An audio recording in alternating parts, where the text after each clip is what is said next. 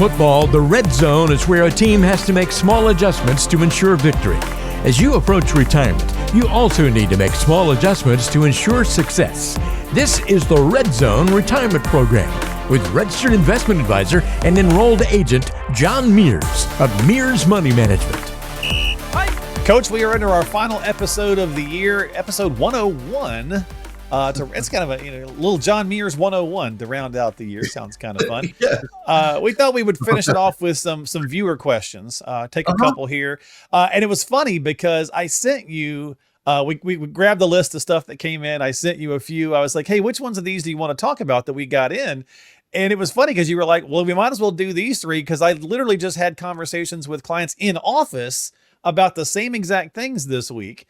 Yes. So it was kind of good timing. So it was, the topics, and we say it all the time. If it's happening to one person, it's probably happening to another.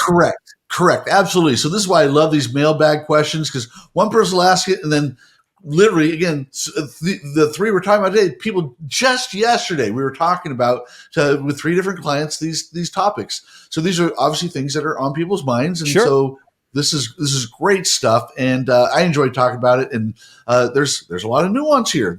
We got to hear some of these answers to some of these questions and see if that fits for you. And if it does, maybe you can reach out to me and we can talk about it further. So, well, let's jump into it. So holiday season, we get to thinking about these things. So one of them that came says, hey, with the holidays here, I'd like to maybe go ahead and give the kids and grandkids something more monetary, a little in their stocking stuffer, a little bit different than just an orange, right? So a few of them have been having a tough time because it's been a challenging year, right? Inflation we fought still earlier in this year, so on and so forth. So a nice big check to spend the money on whatever they want seems like a pretty cool idea.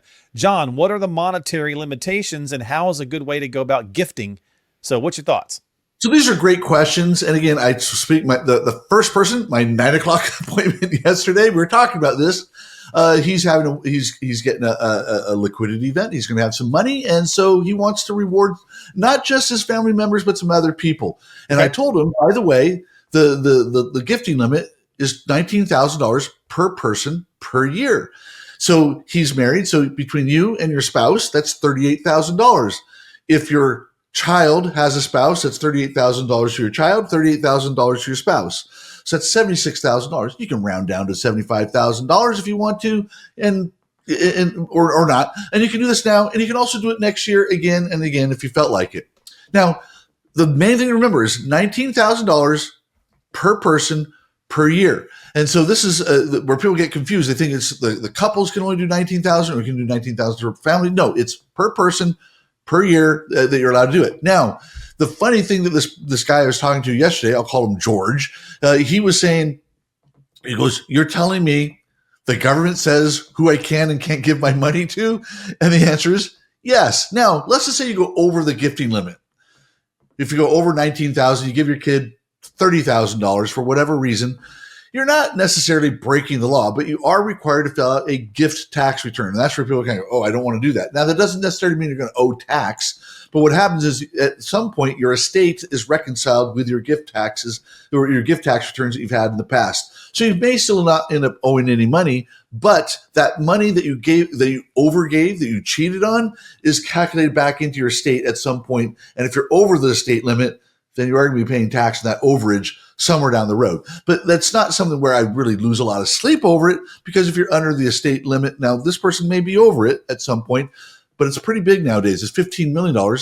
Again, per person, that's $30 million for a couple. Now that's more than you and I have, Mark, but there are people out there. Hey, how do you know what I got?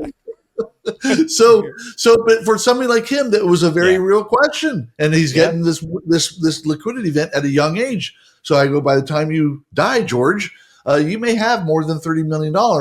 And so this is something we need to be aware of and plan for. So it's a great question.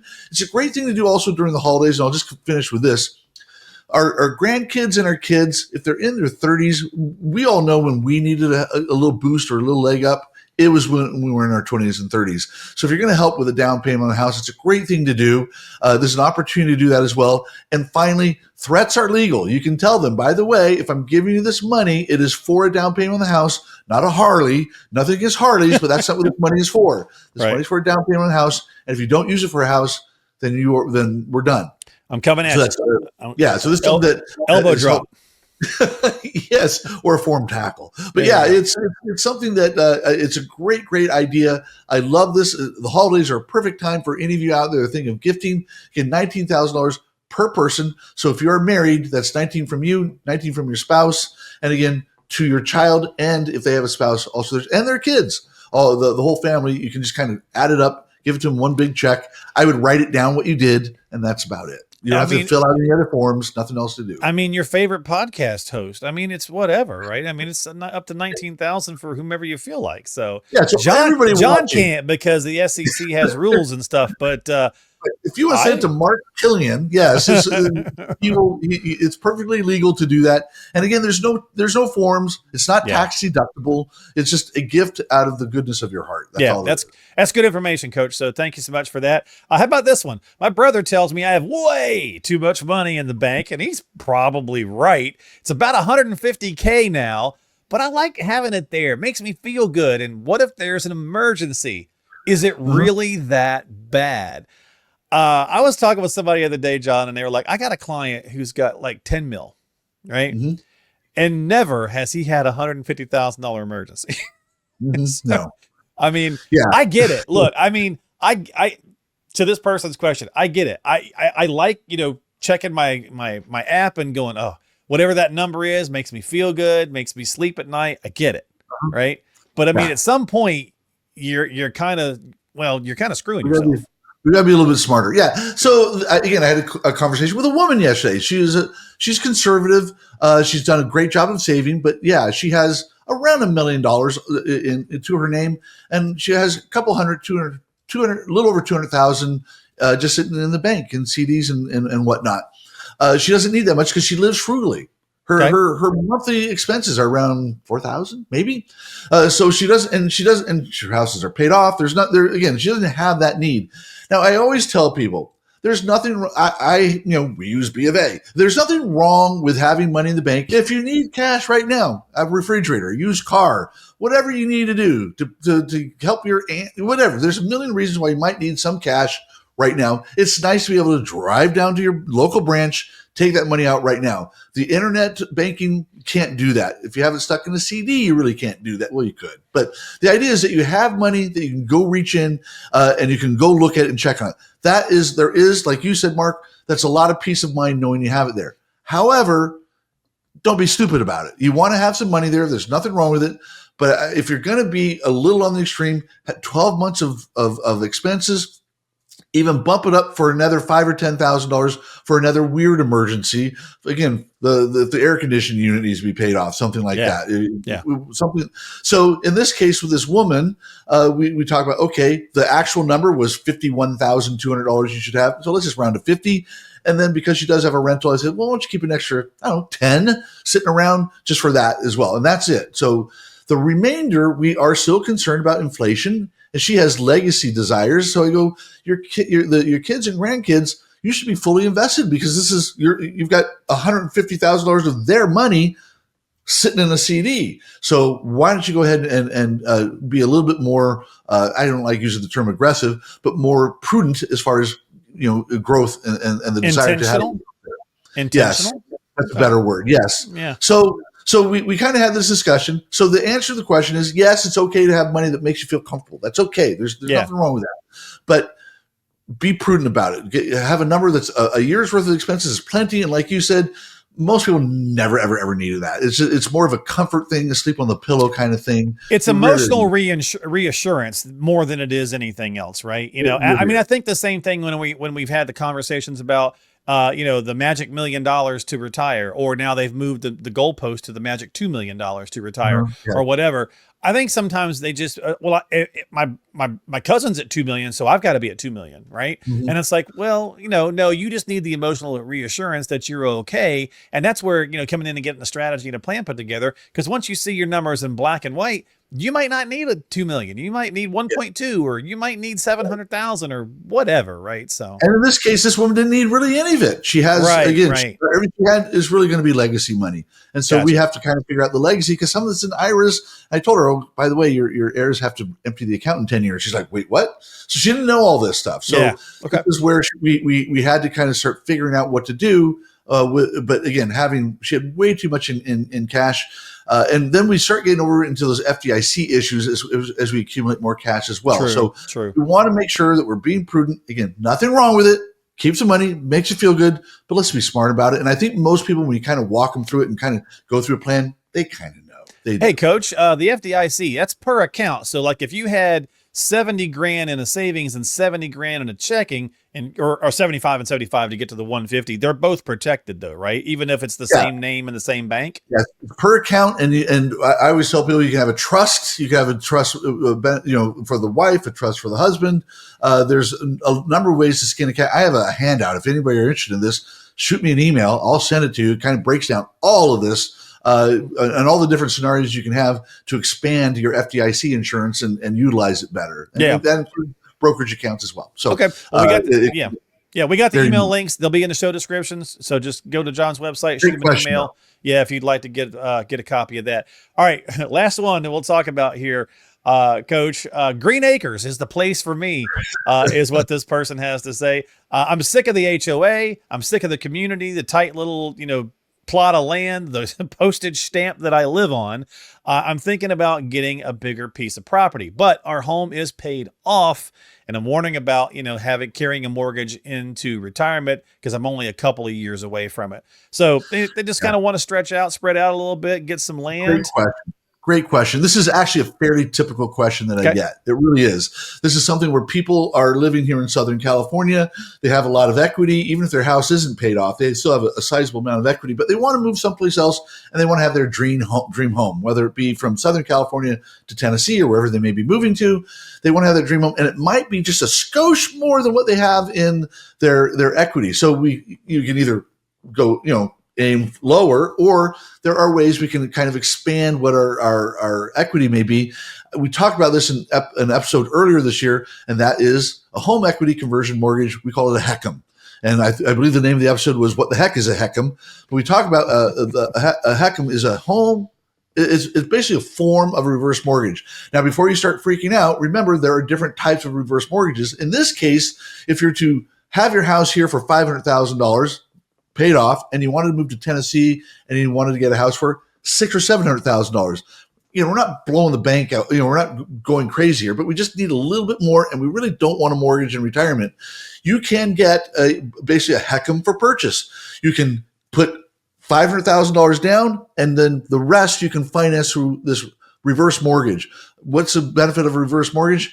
You don't have to make any payments on it. So your cash flow remains the same in retirement.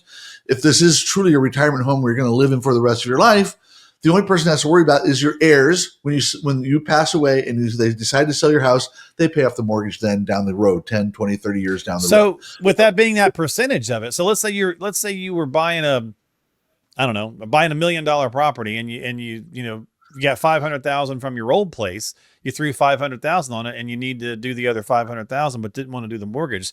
That's how something like that would split that difference. It might not make it at that level. Okay. Now jumbos here in California, there are different. That's kind of what I was wondering. Yeah, but yeah. So there is the guy that I work with says we can go a little bit further with jumbos, but the rule of thumb really is around 30%. Okay. Is the equity. So if you have a $700,000 house, you can get a loan, the loan for the mortgage for $210,000. So that's roughly in that range. You may want a little bit more out of your HECM to maybe buy new furniture and maybe improve your property and get it the way you want it to. But the idea here is that we're not, again, breaking the bank. We're not blowing the doors off of everything. It's just there is a lot of times where I see that where people are just a little bit off. And some people just say, I'll get a $100,000 mortgage and I'll pay it off, which is fine. But again, $100,000 that you pay off or $100,000 where you make no payments. In retirement, you might want to just take the one with no payments. They're both mortgages. When you're making a monthly payment, when you're not, they're both exactly the same. Sometimes from the same lender, in fact. Just paying back, and when you're not paying back. So I vote for the one that you don't have to pay back. So there's an easy way to do this. I was just talking with a couple yesterday. They're in Oregon. We had to talk about this as maybe one of the techniques we're going to use for their property up there. It was very simple, and they loved it. They thought it was they're not worried about cash flow, but they're very aware of cash flow is probably the best way to put it. So they thought, well, this is a perfect cash flow opportunity here to get the property we want without us having to start doling out $3,000 a month in a mortgage. So yeah, I got you. All right. Well, good questions. Good way to wrap up the year here, Coach. So, I feel like I wanted to make that, the doctor says, wreck them, heck them. Something like that. I changed that a little bit to be PC or PG. But look, at the end of the day, get a strategy, get a plan, get some help, right? And I like, Coach, that you're coming up. There's so many. Everybody's talking about stuff online. There's podcasts galore and YouTube channels, and everybody's got an everything. Even any financial professionals, right? I mean, even not even just the people who are putting comments and things out that don't have any financial background, but actual professionals like yourself. And I like the fact that hopefully we're sharing some different nuggets of ideas and things for people to, maybe consider. Again, before you take any action, I got to make sure I throw this out there. Always check out how it's going to work with your specific financial situation. And you can do that by having those complimentary reviews. So reach out to Coach, get yourself some time on the calendar. We'll have links in the show description below so you can book a chat with John.net.